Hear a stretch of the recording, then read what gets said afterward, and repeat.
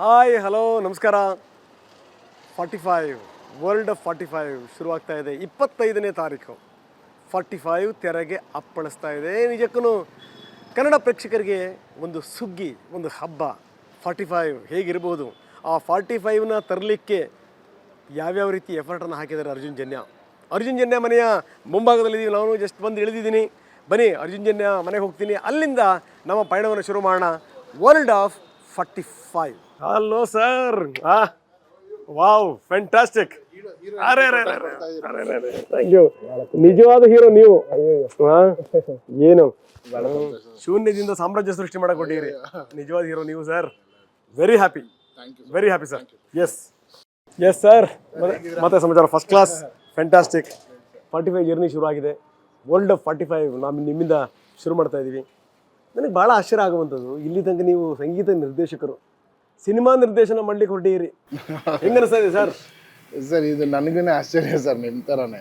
ಯಾಕಂದರೆ ನನಗೆ ಯಾವತ್ತೂ ಡೈರೆಕ್ಟರ್ ಆಗಬೇಕು ಅನ್ನೋ ಕನಸಿರಲಿಲ್ಲ. I didn't have any passion towards it or drive towards it. ಇದು ನಿಜ ಅಂದರೆ ಇದೇ ನಿಜ.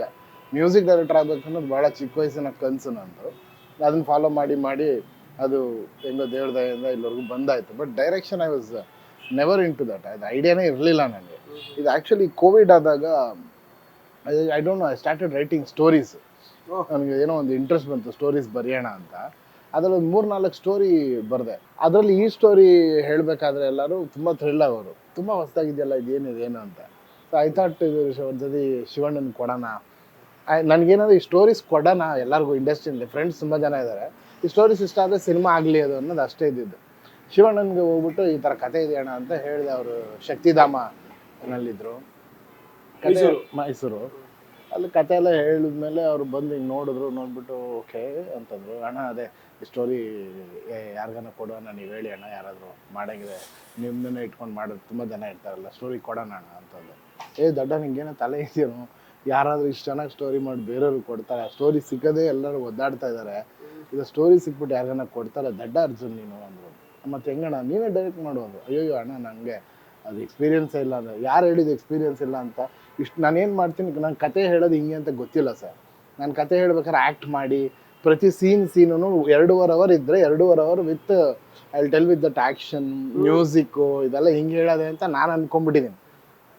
ಹಂಗೆ ಹೇಳಿದಕ್ಕೆ ಈ ಸರ್ ಎಲ್ಲರ ಪಾತ್ರ ಆ್ಯಕ್ಟ್ ಮಾಡಿ ತೋರಿಸ್ತಾ ಇದೆಯಾ, ಹಿಂಗೆ ನಡಿಬೇಕು, ಹಿಂಗೆ ಮಾತಾಡ್ಬೇಕು, ಎಲ್ಲ ಹೇಳ್ತಾ ಇದೆಯಾ, ಇದಕ್ಕೆ ಮೇಲೆ ಡೈರೆಕ್ಟ್ರ್ ಇನ್ನೇನು ಮಾಡಬೇಕು, ಶಾರ್ಟು ಹೇಳ್ತಾ ಇದೆಯಾ, ಕ್ಯಾಮ್ರಾ ಇಲ್ಲಿರುತ್ತೆ ಎಲ್ಲ ಹೇಳ್ತಾ ಇದೆಯಾ, ಇನ್ನೇನು ಮಾಡಬೇಕು, ನಿನ್ನ ಕೈಯಲ್ಲಾಗುತ್ತೆ ನೀನು ಮಾಡು ಅಂತ ಹೇಳಿ ಸರ್.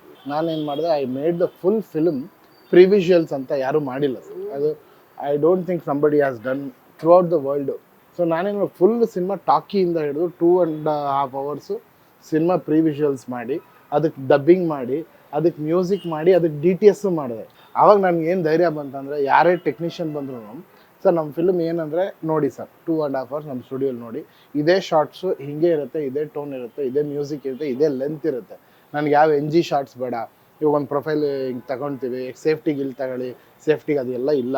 ನಾನು ಏನು ಡಿಸೈಡ್ ಮಾಡೋದು ಅಷ್ಟೇ ಶಾರ್ಟ್ ಅಷ್ಟೇ ತೆಗಿಯೋದು, ಬೇರೆ ಏನು ಚೇಂಜಸ್ ಇಲ್ಲ. So we save lot of time, lot of waste budget. ಇಲ್ಲಿಂದ ನಮ್ಗೆ ಶುರು ಆಗ್ತಿದೆ ಪಯಣ. ವರ್ಲ್ಡ್ ಆಫ್ 45 ಯಾವ ರೀತಿ ಇದೆ, ಇದು ಕೇವಲ ಒಂದು ಝಲಕ್ ಮಾತ್ರ. ನಾವು ಹೋಗ್ತಾ ಇದ್ದೀವಿ ಎಲ್ಲಿ ಅಂತ ನನಗೂ ಗೊತ್ತಿಲ್ಲ. ಎಲ್ಲಿಗೋ ಪಯಣ, ಯಾವುದೋ ದಾರಿ, ಏಕಾಂಗಿ ಸಂಚಾರಿ ಅಲ್ಲ, ಜೊತೆಗೆ ಅರ್ಜುನ್ ಇದ್ದಾರೆ. ಹಾಗಾಗಿ ಸಂಚಾರವೂ ಕೂಡ ಯಾವುದೇ ಕಾರಣಕ್ಕೂ ಬೋರ್ ಆಗಲ್ಲ. ಬನ್ನಿ ಹೊರಡೋಣ. ಎಲ್ಲಿಗೆ ಹೊರಟಿದ್ದೀವಿ ಅನ್ನೋದನ್ನ ನನಗೆ ಹೇಳಿಲ್ಲ ಇವರು. ನಾನು ಕೂಡ ಜೊತೆ ಹೋಗ್ತಾ ಇದ್ದೀನಿ. ಒಂದು ಮಾತ್ರ ಕೇಳಲೇಬೇಕು. ನೀವು ನೋಡಿ, ಸಂಗೀತ ನಿರ್ದೇಶಕರು ನೀವು, ಜೊತೆಗೆ ಏನಂದರೆ TV ಕಾರ್ಯಕ್ರಮಗಳಲ್ಲೂ ಕೂಡ ನಿಮ್ಮ ನೋಡಿದ್ದೀವಿ ನಾವು. Very simple, very humble, and ಮಾತು ಕಡಿಮೆ ನಿಮ್ಮದು. ನಿಮ್ಮ ನಗನಲ್ಲಿ ಒಂದು ಮುಗ್ಧತೆ ಇದೆ. ಆದರೆ ಏನು ಸರ್, ನೀವು ಅಷ್ಟು ಸೈಲೆಂಟ್ ಆಗಿರುವಂಥ ವ್ಯಕ್ತಿ ನೀವು. ಏನು ಆ ಟೀಸರ್ ನೋಡಿದೆ ನಾನು, ಏನು ಫುಲ್ ವೈಲೆಂಟ್ ಇದ್ದೀರಿ. ಟ್ರೈಲರ್ ಕೆಲಸದಲ್ಲಿ ವೈಲೆಂಟ್ ಇರಲೇಬೇಕು ಸರ್, ಮಾತಲ್ಲಿ ಸೈಲೆಂಟ್ ಇರ್ಬೇಕು ಸರ್. ಹೋಲಿ ಬೇಕಾದ ಸಂಖ್ಯೆಗಳಿದೆ, ಅಂಕಿಗಳಿದೆ. ಈ 45 ಯಾಕೆ ಅಂತ? ಅದು ಕತೆಗೆ ವೆರಿ ಇಂಪಾರ್ಟೆಂಟ್ ನಂಬರು. ನಥಿಂಗ್, ಇದು ಓಪನ್ ಸೀಕ್ರೆಟ್ 45 ಡೇಸ್ ಅಲ್ಲಿ ನಡೆಯೋ ಕತೆ. ಬಟ್ ಏನು 45 ಡೇಸ್ ಅದು ಏನು ಅನ್ನೋದು ಇಟ್ ಇಸ್ ಕಥೆಯಲ್ಲಿ ಬಂದ ತಕ್ಷಣ ನಿಮ್ಗೆ ಗೊತ್ತಾಗುತ್ತೆ. ಫಸ್ಟ್ ರೀಲಲ್ಲೇ ಟೈಟ್ಲ್ ಹಾಕಕ್ಕೆ ಮುಂಚೆ ವಿಲ್ ರಿವೀಲ್ ವೈ 45 ಡೇಸ್ ಅಂತ. ಸೊ 45 ದಿನದ ಕತೆ. ಹಾಂ, ಡೆಫಿನೆಟ್ಲಿ. ಬಹಳಷ್ಟು ತಿರುವುಗಳು. ಓಕೆ, ನಿಮಗೂ ಕೂಡ 45 ವರ್ಷ ಇರ್ಬೇಕೇನೆ ಈಗ? ಕರೆಕ್ಟಾಗಿ 45 ಇಯರ್ಸ್ ನೋಡಿ, ಯಾರಿಗುಂಟು ಯಾರಿಗೆ ಯಾವುದು ಹೇಳೋಕ್ಕೆ ಆಗಲ್ಲ ಸರ್. ಇವು ಯಾವ ಏನಕ್ಕೆ ನಡೆಯುತ್ತೆ ಜೀವನದಲ್ಲಿ ಹಿಂಗೆ. 45 ಅಂತ ನಾನು ಯಾಕೆ ಟೈಟಲ್ ಇಡಬೇಕು, ನನಗೆ ಯಾಕೆ ಇವಾಗ 45 ವರ್ಷ ಆಗಬೇಕು, 45ನೇ ವರ್ಷಕ್ಕೆ ಈ ಸಿನಿಮಾ ಯಾಕೆ ರಿಲೀಸ್ ಆಗಬೇಕು, ಯಾವುದು ನಮ್ಮ ಕೈಯಲ್ಲಿಲ್ಲ. ನಾನು ಹೇಳ್ದಲ್ಲ, ಡೈರೆಕ್ಷನ್ ನಾನು ಮಾಡೋ ಇದೇ ಇರಲಿಲ್ಲ, ಅದು ತಾನಾಗೆ ಆಗ್ತಾ ಇದೆ. ಅದಕ್ಕೆ ಒಂದು ಹಾನೆಸ್ಟ್ ಎಫರ್ಟ್ ನನ್ನ ಕಡೆಯಿಂದ ನಾನು ಹಾಕ್ತಾಯಿದ್ದೀನಿ ಅಷ್ಟೇ. ಎಲ್ಲ ದೈವೇಚ್ಛೆ.